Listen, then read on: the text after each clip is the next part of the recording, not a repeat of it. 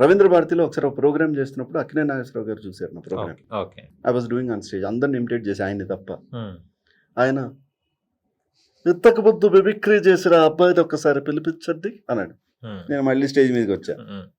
వచ్చిన తర్వాత నువ్వు అందరినీ ఇమిటేట్ చేసావు, నన్ను మాత్రం ఎందుకు ఇమిటేట్ చేయలేదు అన్నాడు. అంటే సార్ మీరు నా ముందే ఉన్నారు కదా, మిమ్మల్ని ఎలా ఇమిటేట్ చేయండి సార్ అన్నాడు. ఓకే. అంటే ఆయన ఎంత స్పోర్టివ్గా ఒక మాట అన్నాడు తెలిసింది, మీ మిమిక్రీ వాళ్ళు అదే ఇలా ఇలా అంటారట కదా, హ్మ్. ఏదాను అన్నాడు. సార్ నేను అలా అయితే చేయను, హ్మ్. నేను I imitate your voice, okay. నాకు వాయిస్ ఇమిటేషన్ వచ్చు, నేను రానప్పుడు ఇలా ఇలా ఎందుకు అంటారు సార్ ఊరికే, హ్మ్.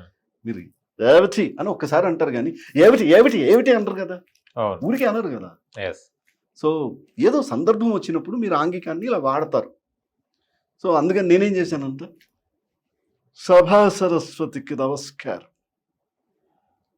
ఈనాడు ఈ సభలో ఉన్నటువంటి పెద్దలు, గొప్ప వ్యక్తులు, విద్యావేత్తలు, బాగా చదువుకున్న వాళ్ళందరికీ కూడా స్వాగతం.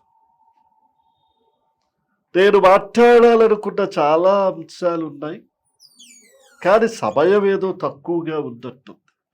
ఇది నా ఒక్కడి కోసమే పిలిచింది అయి ఉంటే డెఫినెట్గా ఈ రోజంతా నేనే మాట్లాడుండేవాడిని అని నేను ఇలా మాట్లాడా. He appreciated. మళ్ళీ నన్ను ఎంత గుర్తుపెట్టుకున్నారు ఆయన అంటే, ఎక్కడ కలిసినా హ్మ్. చాలా బాగా చూసా అనేవాళ్ళు. ఓకే.